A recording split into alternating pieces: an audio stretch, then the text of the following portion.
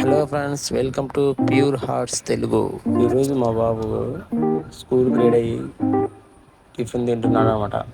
బుధవారం కాబట్టి ఈ డ్రెస్ వేసాం. బుధవారం సాటర్డే ఇదే డ్రెస్ ఉంటుంది, నార్మల్గా వేరే డ్రెస్ ఉంటుంది. స్నానం అయిపోయింది, వెళ్తున్నాడు. ఈమె అన్న కోసం ఏడుస్తూ ఉంది. రోజు అంతే, అన్న స్కూల్కి పోతే ఆమె ఏడుస్తూనే ఉంటుంది.